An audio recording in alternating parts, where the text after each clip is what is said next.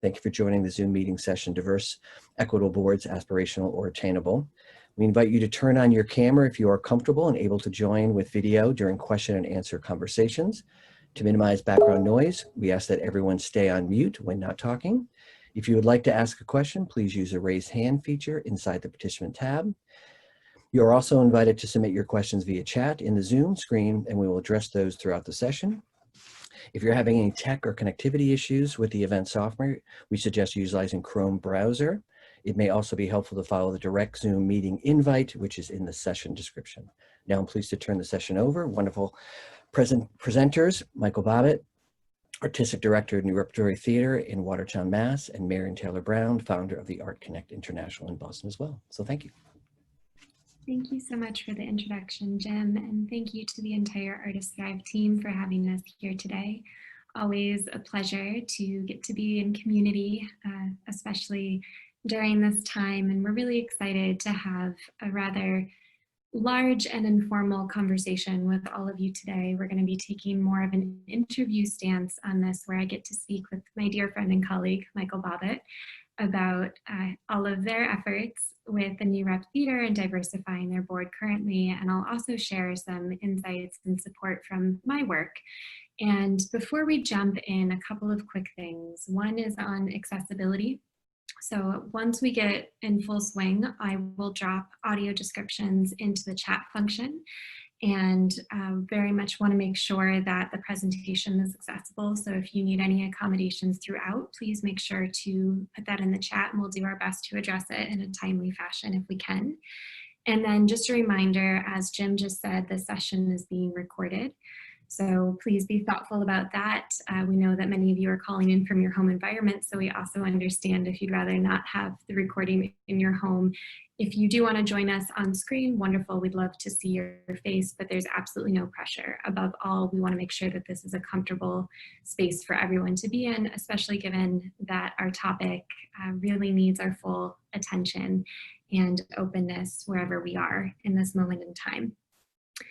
And one more piece about the chat function was just is to please drop any questions that you have along the way. Jim will be monitoring that very graciously for us, so hopefully he will bring it to our attention if we miss it for any reason. And if you also want to go ahead and introduce yourself in that chat function now, feel free to let us know your name, your geography, perhaps your organizational affiliation if you'd like, and certainly your pronouns, as well as the Indigenous lands that you are calling in from. And if doing that land acknowledgement is something that is newer for you, you can also look that up via native-land.ca, just to get a look about geographically where you are in this moment. And before we jump into the content, I'll take a second to have us look at our roadmap, just so that we have a viewpoint of where we'll be headed today. We broke up today's conversation in pastures. The first is that Michael and I will do introductions of who we are and how we came into this space, why we're with you today. Then we'll talk about the history of nonprofit boards and how they've come to be, what is the larger structure that they were born from. We'll then look at policy within our boards of directors, and within that really examine what are some of the barriers to creating and sustaining more equitable and diverse boards. And then from there, we'll move into recommendations and question and answer. And with that, I will get rid of the PowerPoint for right now so that we can see all of you without interruption. And again, we invite you to join us visually if you'd like to. And I'll start with a quick introduction of who I am and how I came into this space. My name is Marion Taylor Brown. I use the pronouns she, her, hers, or the she series.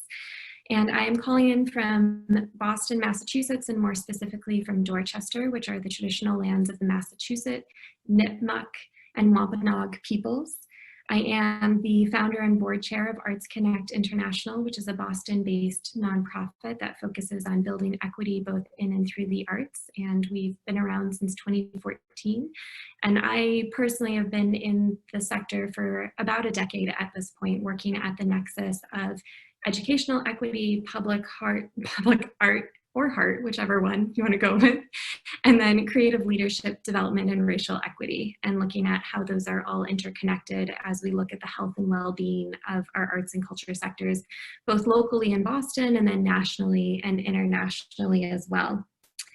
I think it's important to know that I identify as a cisgendered, white, queer, disabled, upper middle class American woman, and that therefore shapes a lot of the ways that I come into different spaces. It also attributes to some of my knowledge base as well as some of the biases that I hold. So just taking a moment to let you know kind of more about my positionality as well as a human being. And in addition to my work with ACI, I do a lot of consulting work, and I'm currently the lead on a cultural equity learning community, which we launched a couple of months ago with many partners that are actually in this room right now, including the Emily Hall Tremaine Foundation, amongst many others. And I have representation from the Boston Foundation here as well. And through the CELC, we've been working on anti-oppression and anti-racism training and work for about 1,000 arts and culture leaders. So this is a pilot online training course that we have been running, and we're in the midst of finishing up Unit 1.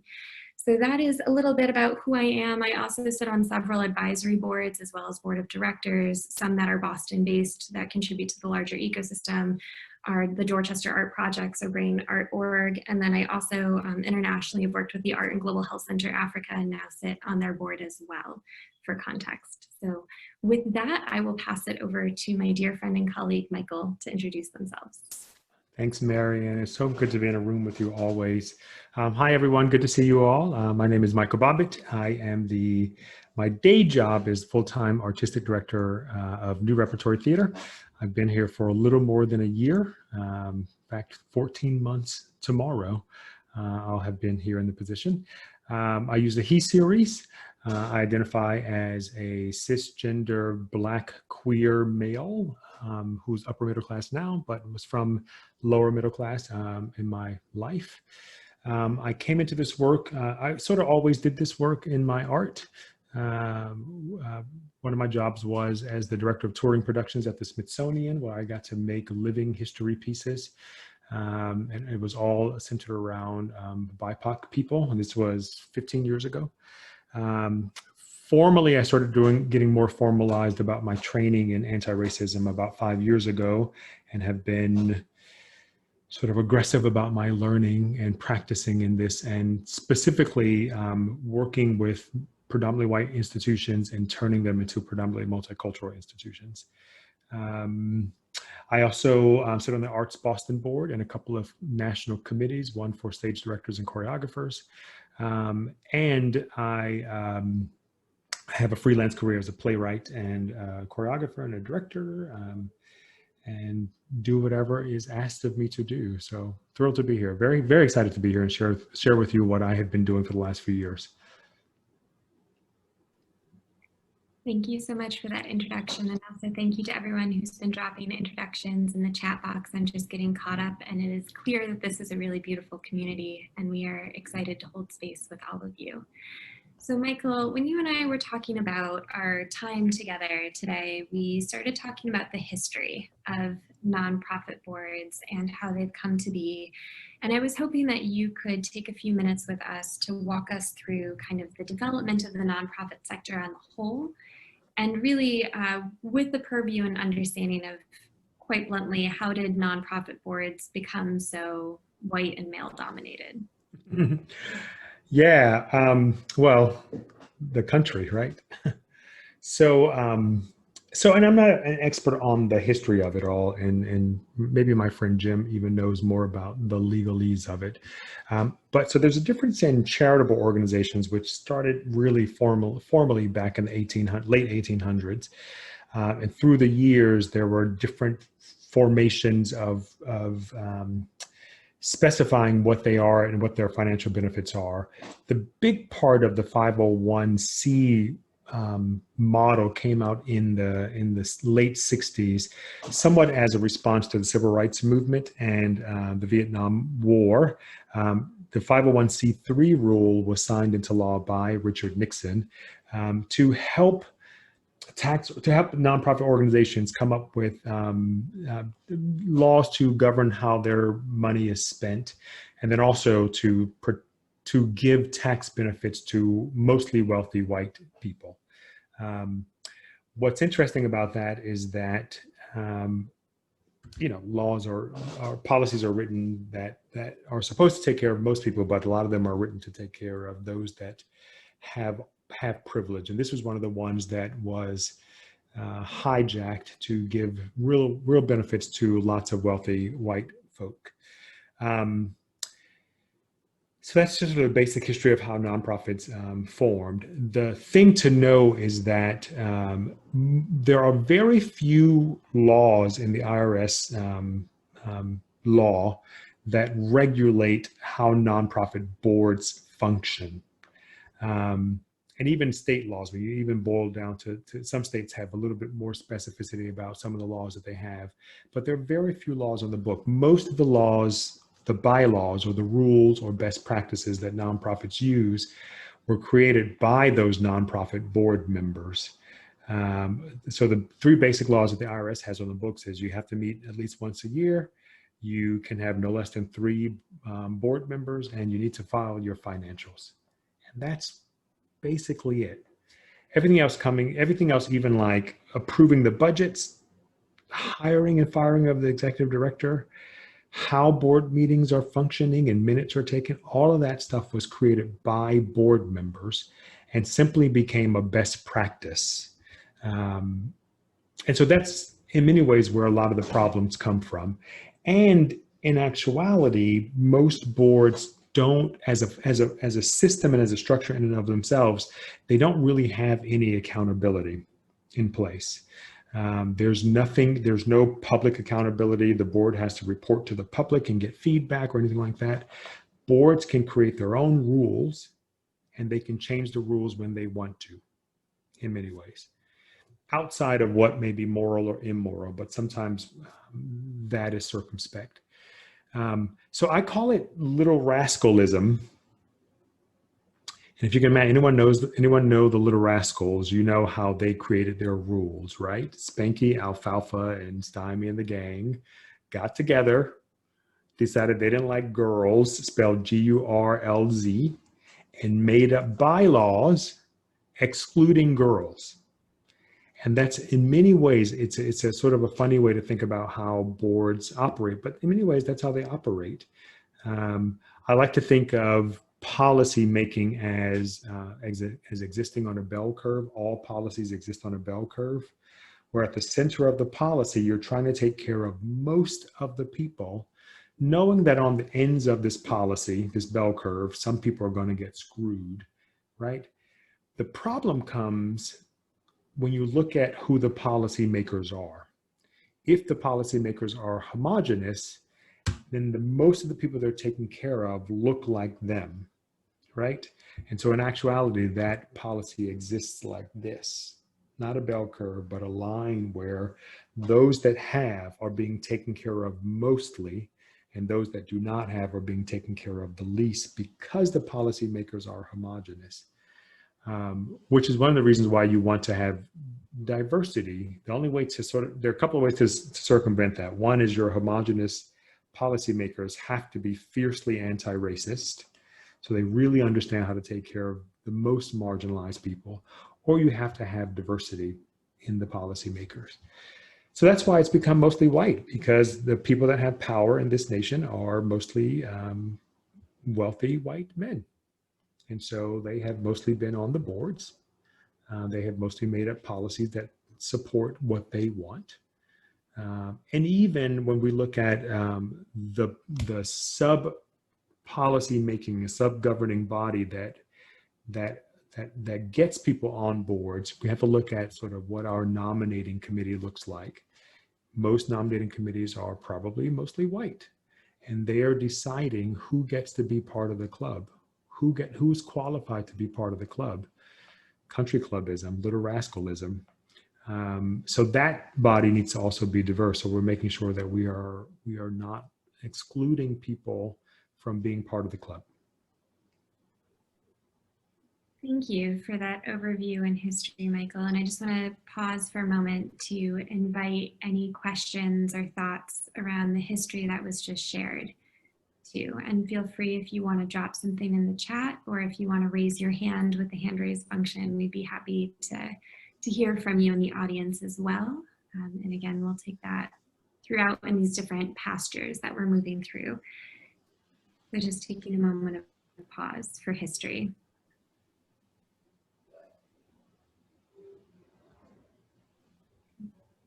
If anything else comes up around history that you want to dive more into as we proceed, again, please feel free to keep dropping questions, but we will keep going on this end and start to look into policies at this point. And Michael, you started to really talk about this as you were going through the history of what has created the policies that have sustained this over time. But I have a question about what policies hinder having diverse and equitable boards. What are things that tend to get in the way? Sure, and I actually like to quote Ibram Kendi. He says that if a policy is not specifically anti-racist, because racism is so pervasive that that policy is by default racist. So I think all policies that currently exist probably hinder if they're not, overtly anti-racist. Again, think about the bell curve idea that you want to create policies that take care of most of the people. So you have to really look at who needs to be taken care of when you're creating your policies. Things that hinder diversity, the biggest one sometimes is the give-get policy. That's become a best practice in this industry, where there's a certain gift or a certain amount of money you have to raise to allow you to be a member of the board. So again, we have to think about racism. We have to think about who or what population of people has the resources to give away a certain amount of dollars to an organization. And that also puts most of the value of that person's ability on their financials ability. And in the capital, we know that racism is a capitalist structure. So that goes right to capitalism.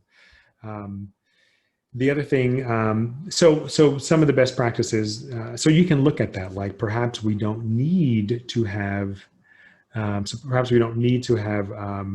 give-get policies, or perhaps you can look at policies.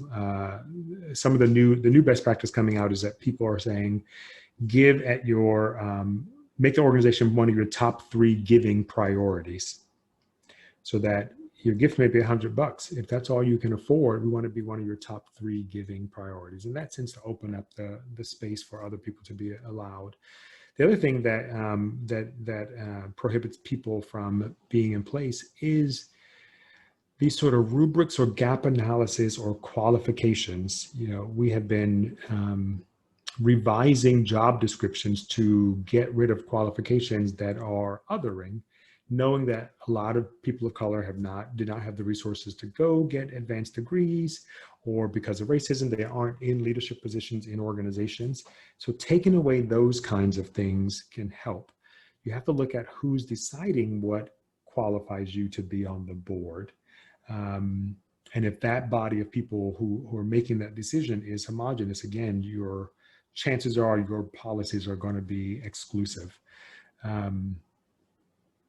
The other thing, and I will talk about it a little bit later, but I think that one of the policies that we need to think about, especially now, given the race equity movement, the civil rights movement of 2020, that we have to consider a person's lived experience and their race as valuable. I think organizations that are not building anti-racist structures will not survive long, at least in the next 10 years. And so in many ways, diversity is good for money. And so someone's race and their lived experience can be valuable to your organization. That's great, Michael. And I would also add to, if it's all right for me to talk a little bit about the get perspective. So it's not only a question of asking folks to give their own net worth and money, but also thinking through social networks. And this is an inequity that we see reproduced across the field when we also see different aspects around like executive directors and higher level leadership positions that are predominantly based on fundraising, which therefore is about your social network and capital, those same inequities will reproduce and will show up. So I just wanted to take a minute to note too that the get part is just as concerning as the give, if that's how we are fundamentally conceptualizing how somebody can contribute. And thank you for reminding me of that. And the other thing I will say to that, I like to tell people that if your organization is predominantly white, that only exists for one reason, and that is racism. And that is something to dig into and figure out. And I like to live by the belief that people do business with people they know. And so if you are diversifying your board and you're considering their network of value, then your organization may become more diverse by having your governing body be diverse. Absolutely. And one other piece of that, of just diving in a little bit further around policy and how that could, if we were taking an asset-based framework, so we're talking about lived experience as an asset, what are other assets that board members can bring that we should be aware of when thinking of our composition? Well, lived experience is amazing. And I also believe their network is amazing as well. We have to understand too, I work in the arts field, and this is an example of how not opening up your organization to diverse people can limit what you are trying to do if you are trying to be anti-racist. So we ran a school. We knew that because of Hamilton and the movie musicals, that lots of BIPOC kids were very interested in now pursuing careers in the arts. Most of the marketing that we were doing was this typical and standard marketing that was coming from our white marketing department. And I was saying to them that many of the parents of these kids did not grow up with computers in their home. So email is not the predominant way they communicate with each other. Phone, in-person meetings, a lot of Black communities still use flyers for churches and stuff. But it was very hard to convince my marketing team that they needed to come up with a new way of marketing, and they needed to talk with other people that weren't like them to find out new ways of marketing. But similarly, I think that when you're looking at your board, bringing people in that have these vast lived experiences can really help open your eyes to all the things you didn't know that you were doing that is excluding people from participating in your nonprofit. Absolutely. And I think something that I learned from Jim and kind of his work with Get On Board too is that there's just so many different skill sets that all of your board members bring. So making sure that we are thinking more holistically about all of the different components of support that somebody can lend to an organization. And for ACI, for our organizational development, a lot of that has also meant that our board is very directly related to and involved in our programming, both development and execution. And that's not traditional for a lot of nonprofit boards. And what I find to be the most valuable is that sort of ambassadorship, having people closely linked to the organization that are spreading the word about what the organization does and drumming up support that way. Because there's only one person, like I'm the only person here doing the institutional advancement work. And so if I have a group of board members that can get out on the street and also make introductions and tell people about the organization, then that helps me grow the organization. There are skill sets, but most nonprofit leaders have a massive Rolodex of people that they can call to get the advice that they want. And so board members need to understand they're there to support the organization, not to hinder, and that their skill set, while it's valuable, most nonprofit leaders are so resourceful and they have 10 other people they can call before they need that support from you guys. So your job primarily is to spread the word, get people involved, get people excited about the organization. Absolutely. And Michael, I know you're currently running for New Rep. You are doing the ambassador program right now. Do you want to do a quick plug if people want to go and check that out? Yeah, sure. So, as we are looking at getting the organization from being predominantly white to predominantly multicultural, we came up with this program where every year we're going to ask 15 people to be ambassadors. You'll get season subscriptions, And for every season, you'll get 10 tickets per show to give away to your friends and colleagues, maybe even people you're just meeting, to invite them to the theater for during Ambassador Night. And when they come for Ambassador Night, we'll have a little gathering, a little reception to welcome them and get to know them. And hopefully that will expand our network and our friends. We are in Watertown, which is a multicultural community, but we need more multiculturalism. And I think this ambassador program will help us at least meet some more people in the community. Thank you. And Michael, we've been talking a lot about kind of the importance of having a multicultural board and having diversity in how we're conceptualizing our teams. I'm also really curious about what it means to transition from a predominantly white institution, a predominantly white run board, to a multicultural board. How can you ensure and make space for, and to some degree, thoughtfully hedge and protect folks as you're bringing them in too? Yeah, I believe all of this work, this well, a couple of things. One, I think anti-racism, EDI, whatever you want to call it, these are acts of love. We're trying to show love to people that have never, ever, ever been loved before by this country. And that should be the driving force for doing this. If we can focus somehow on centering the most vulnerable in all of this work, then everything gets better when you center the most vulnerable. I also believe that this work is major surgery as well. And so many people go into this work having never done any kind of research or learning about racism or anti-racism or why the world is the way it is. So to me, the first step is learning. Everyone should spend quite a bit of time learning. And in my, sort of at the end when we go over to advice, I think that learning should be required for board and staff members to stay a part of the organization. Two, you want to make anti-racism not just this side thing, but this thing that is part of the whole organization.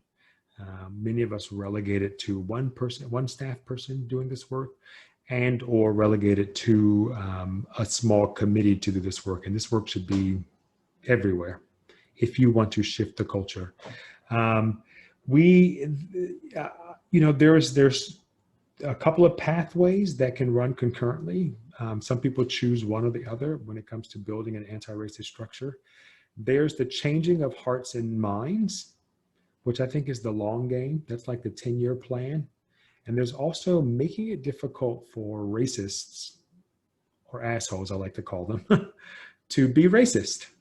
And I believe the civil rights movement of 1964 was that sort of policy and culture shift.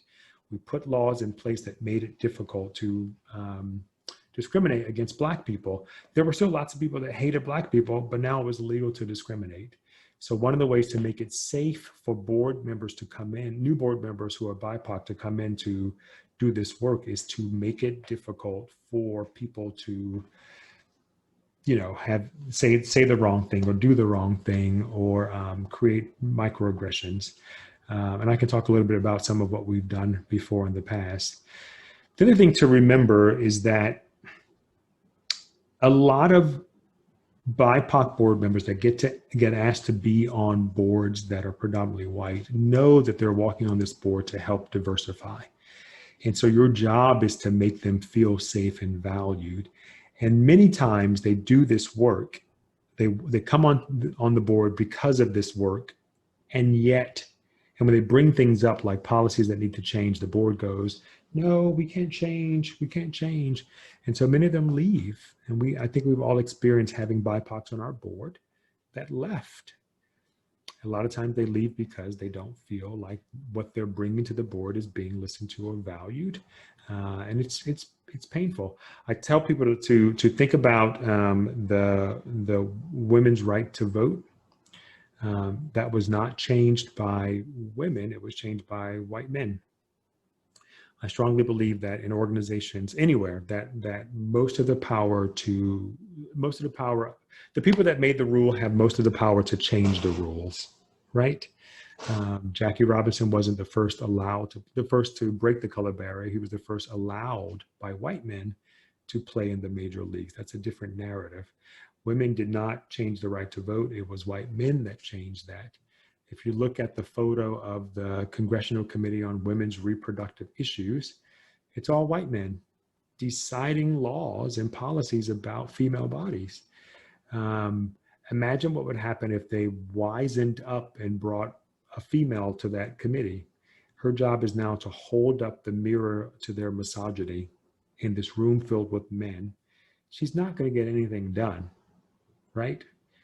They may talk to her at the water cooler and agree with those policies, but in the room with their bros, they're not going to change those policies. So that's why we have to have a lot of BIPOCs on boards to make sure we have enough people to actually change the rule and to affect change. So what I hear is getting past symbolic power. Exactly. Exactly.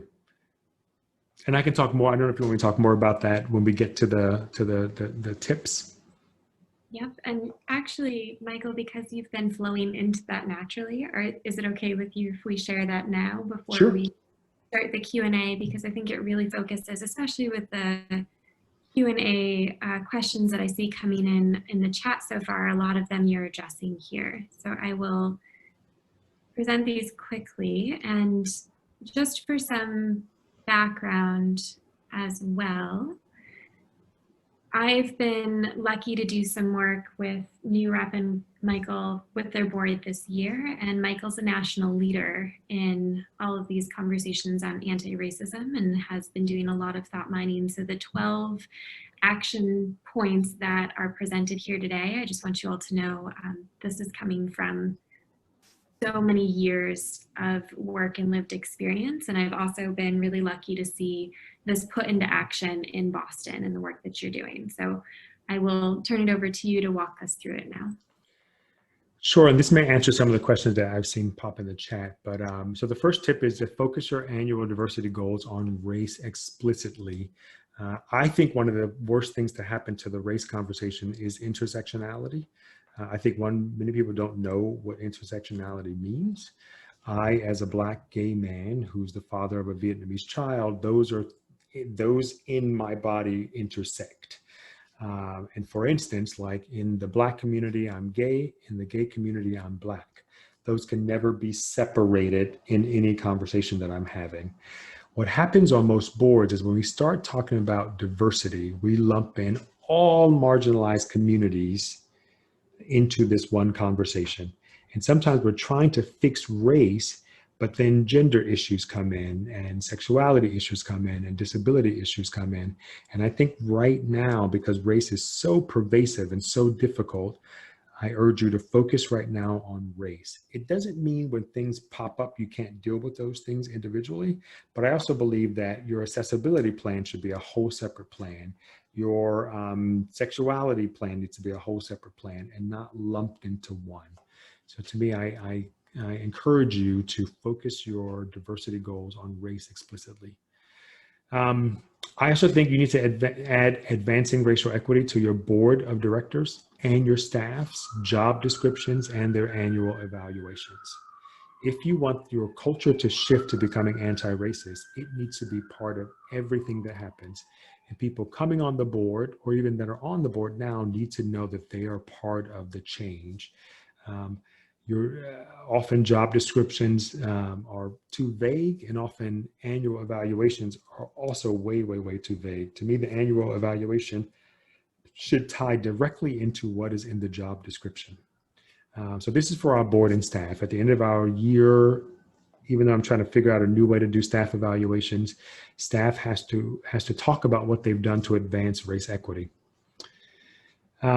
Create a required anti-racism starter curriculum.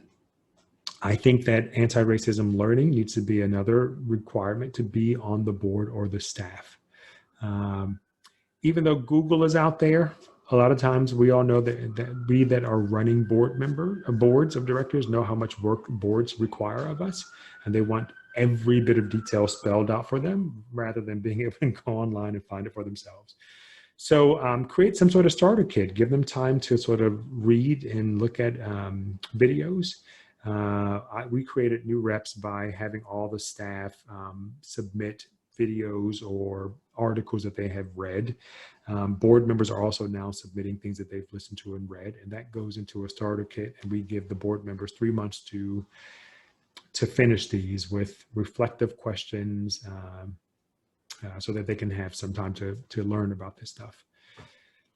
I think quarterly makes sense for facilitated race equity training. You have to look at what your budget is. Hopefully you're budgeting for this work, but quarterly would be good, because this information is, to me, this and COVID and the elections are the most important conversations in this country.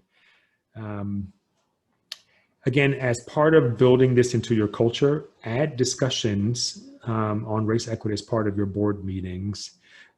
We put aside time for finance discussions and development discussions, but we want to put aside time for anti-racism discussions.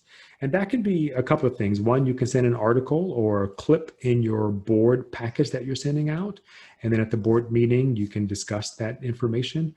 You can show a video at the board meetings and have a conversation around that as well. Review your nominating committee demographics. There's where a lot of harm happens and a lot of exclusion happens. Look at making sure that committee is diverse. And I personally think that committee should be made up of board and staff, and maybe even a few key constituents in your community. I run an arts organization. It's weird to me that we have very few artists on our board. So our nominating committee will now include artists, and make sure they're diverse, so that the rules that they're making up are rules that don't exclude people from participating. Reevaluate your board member requirements. This sort of goes to what are your priorities right now, and what do you need on your board to help you get to your goals? And consider that a person's lived experience and their skin color will help you meet your requirements around anti-racism. Aim to have enough BIPOC board members to affect the vote. So a couple of things with this.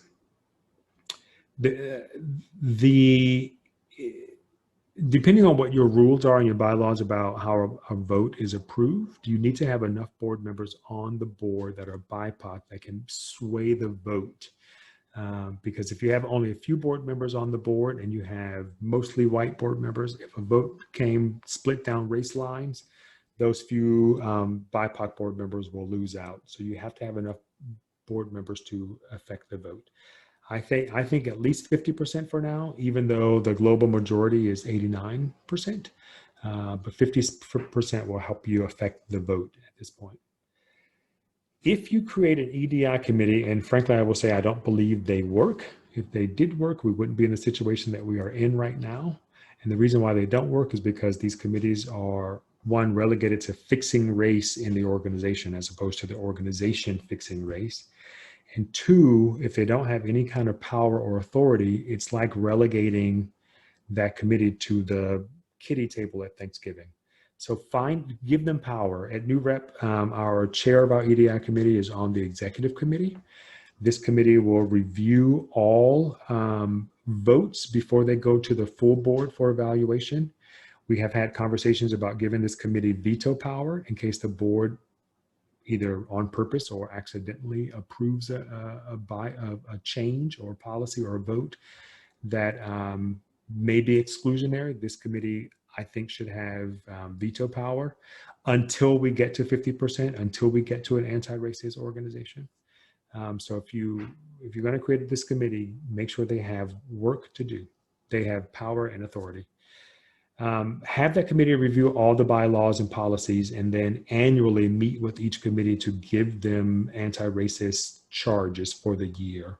So what is each committee going to do to help advance anti-racism? But make sure they're looking at all those policies and bylaws from an anti-racist lens.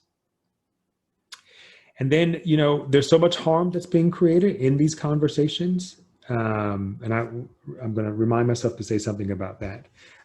So to reduce harm, you have to be able to track harm and call out harm when it happens.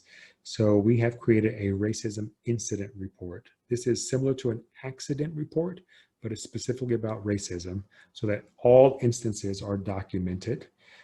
This forum is available. It will be available for any constituent, patron, usher, board member, staff member to fill it out. And all reports will go to a small task force of the EDI committee to vet and make a recommendation for what the next steps are. So I was going to say about, no, I lost my thought. It'll come back to me. And then, oh, yes, I know what it is. There are a lot of conversations around race that are happening and a lot of white people asking for conversations about race. We have to leave every conversation around race with an anti-racist action. Otherwise, we are centering we're centering white people in those conversations. So many white people want us to talk to them about what's happening as opposed to help me come up with action, or please have a conversation with me so I can leave with action. So if you're having any conversation around race, make sure that before the conversation happens, you agree that you're going to leave the conversation with an action step. And before you end the conversation, you ask the question, so what are our anti-racism actions? Now that you've learned this and now that you've had this conversation, what are our anti-racism actions? And then lastly, make sure all your actions have measurables. I think this is where much of nonprofit strategic planning fails, is that we have ideas that don't have measurements. So everything needs to have a measurement. Measurement can be completion of the activity, or something like 50% of our board members will be BIPOC.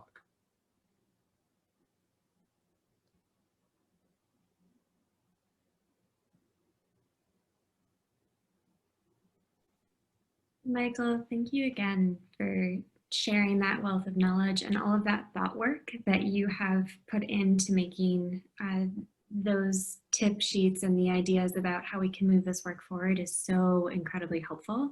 And I'm seeing that is being echoed in the chat box as well. So now in our last couple of minutes together, we would invite everyone, again, only as you are comfortable and willing and wanting to come onto screen, just so that we can speak with you directly. And if you've dropped a question in the chat, I'll go through and read them now and we'll pull some out. But if you'd like to ask questions directly, now is a great time to do that. And Michael, just again, thank you for sharing that. And for coming onto screen, if you just want to visually put up your hand, Michael, feel free to let somebody know when you're ready for their question. Okay.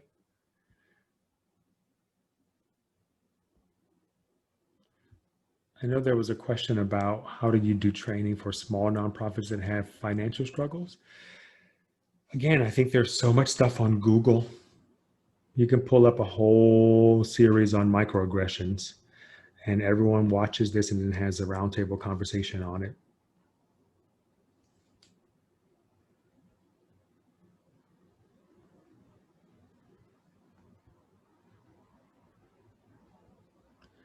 The one other thing I will say, I don't see questions, but one other thing I will say about recruiting is that, and I know that part of this conversation was about how to recruit. I don't think the recruiting of BIPOC board members is a pipeline issue. There are plenty of BIPOCs out there who could be of great service to your organization. It is two things. One is a lack of imagination. And secondly, it is the organization is excluding BIPOCs. It may be unintentional, but it could be because of the policies that you have in place that exclude people from feeling safe to participate. So that's what you have to look at. I said to my board, all the people of color I know love to be entertained. They love theater. They just don't like it at our organization. And that's because there's something that we are doing that does not feel comfortable or safe to them. Gerald, I see your hand. Hi, I had a question. I've worked with a few nonprofits in different capacities, and now I'm serving on a board with one. One thing that I've found in past organizations, and I kind of just mentioned a little bit in the chat about like this tight connection between like understanding, you know, there are different resource accessibility needs, you know, to help make things, like you said, with policies to make more inclusive for BIPOCs to actually be on these spaces. or even in programming to make accessibility more, for more populations to attend. And so there's an inherent past tie that there's a financial deficit that you're accruing to kind of meet these accessibility needs. And so one thing that I've often gotten into battle with was that I'm sure a lot of people are familiar with this kind of concept of profit over people. And so trying to convince or continuously articulate that these are ways in which you are prioritizing profit over people, and trying to address, for lack of better words, you're in bed with the money and you're not thinking about people and resources and how you're intentionally excluding people from not only your board, but also in like the communities that you serve. And so I guess my question is like, for one, I love that organization, so this is not going to be helpful for them. But I mean, I guess moving forward, because, the world won't be cured of racism tomorrow, how do I continuously work with different organizations, nonprofits, in terms of like addressing those needs, because they are so ingrained and trained into prioritizing profit over people. Yeah, great example of how board members come on and then they see policies that are exclusionary and the organization chooses to not fix those problems, and then they leave, and then BIPOCs leave. So thank you for sharing your story. So a couple of things I would say. One is that every single nonprofit exists to make the world a better place for people, except those that are like fixing the rainforest or like saving animals, right? Most of us are running nonprofits to make the world a better place for people. So we have to prioritize what will serve the people.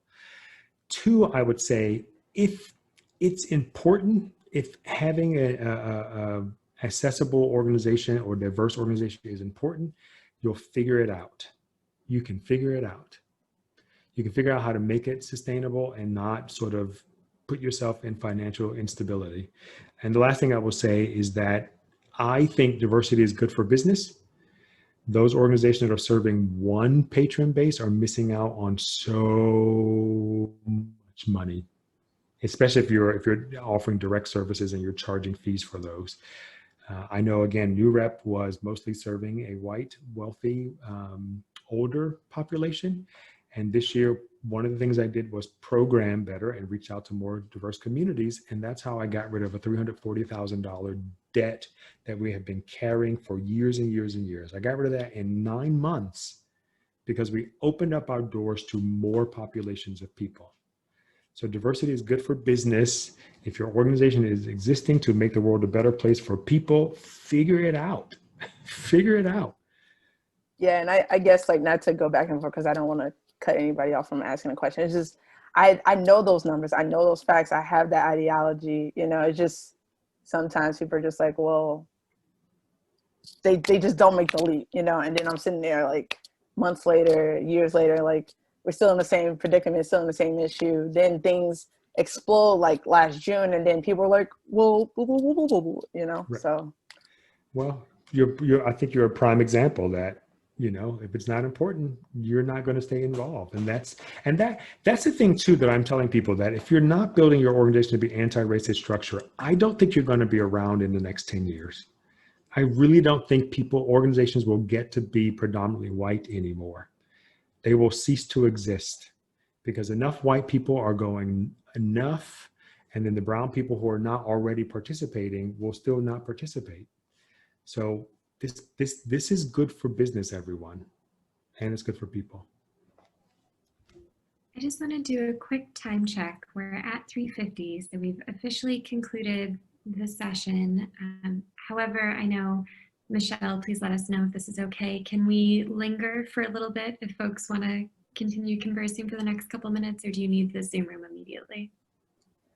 No, they're each unique. We are trying to end when we can on time, but if there are a couple more questions, go ahead. You're squeezing your self-healing care break to the next session, and some art things to do. And but for maybe a couple more minutes, because I see there are some questions that you maybe want to get to. I can see Matthew's hand, but I don't know who had a hand up. Matthew, you want to go ahead? Yep, Matthew. You're on mute. Matthew, you're muted. Thank you. Have you seen any successful examples of where BIPOC board members are paid in any form for their contributions as board members? I have, and that's a hard question. And I don't know if I have an answer for that. So I've seen both where people are paid to be on boards. BIPOCs are paid to be on boards. White people are not. I don't really have an answer to that. I think there's something about what I know is BIPOC people are really generous people. And if they can help advance their people, they typically are okay to volunteer their time. Don't abuse it, but I think you can still get a bunch of volunteers to support you. I don't know if that was an answer, and it makes me want to do some more research about it. You're muted again. Sorry, you think I would know this after 6 months? Yeah, I just haven't had the opportunity to talk with somebody who might have seen that, and I have my own research to do. But I appreciate you fielding the question. Yep. We do have, for ACI, we have had different compensation pieces, and or we do have board members often employed directly in the work that we're doing, depending on what the situation is too. So there are structures and ways. I don't think that it's a universal policy that we employ all the time, but it depends on situation. I'd be happy to keep talking about that too, offline. And I recognize that we are almost out of time. There was one question. I know that Dr. Lee is not able to come on with screen, but wanted to speak to us. So Dr. Lee, if you'd like to share your question or thought. Well, thank you. What I wanted to say was that sometimes these board recruitment processes are geographical, and sometimes in the East and West Coast, they're more advanced than in the center of the United States. And I think people should be very cognizant of that, because sometimes BIPOC people are recruited for boards because they meet a social class and not necessarily because they're followers of mission. And so I think those are different reasons for some organizations to recruit boards. And I think it's very geographical in some places. And as you move from cities to rural areas, I think you find different reasons as well. So I just want to caution people for that, but I think it's been an excellent discussion. But there are differences about people's reasons and intent for recruiting people of color to their boards. Yep. Take care of your BIPOCs. If you get them involved, take care of them. Understand that because of this country and racism, they may not have a lot of resources that other board members may have. So take care of them. If it means having 4 or 5 different mediums for having meetings, or meeting them where they are, all that stuff is something you should consider. One last piece, Michael, and then just because this came through in the chat in a couple of spaces, and thank you, Michelle, we will absolutely wrap up in 30 seconds. It's just a piece about intersectionality as a framework and the importance of intersectionality and Kimberly Crenshaw's rooting in intersectionality to understand race and gender and how that presents. So clarifying, I think, too, that intersectionality exists on your board by virtue of who is on your board. Every single one of us has an intersectional identity. So I think all that was meant was really making sure that in these discussions, when we're talking about policy around race, that race and race equity is at the forefront of how we are looking at intersectional justice, and not using intersectionality or intersectional justice as an excuse not to do the racial equity work. Yep, everything gets fixed before race gets fixed. Race never gets fixed. It hasn't ever been fixed. So focusing on race is primary. And I jokingly say that gluten-free people in this country have more rights than Black people, as an example of how the conversation gets hijacked when we start bringing in intersectionality. So it's there, it will exist, but focus your plan and this year's action plan on race. Thank you so much. And thank you again to Artists Thrive for having us. Apologies that we ran over, but thank you all for holding space, and enjoy the rest of the summit. Thanks, everyone. Thank you. That was incredible. And we actually have a next session at 4 on dismantling power. So we can keep these conversations going. You all were fantastic. Really, all gratitude. Thank you. Thanks, Michelle. Thanks, Marion. Bye, everybody. Bye, everyone.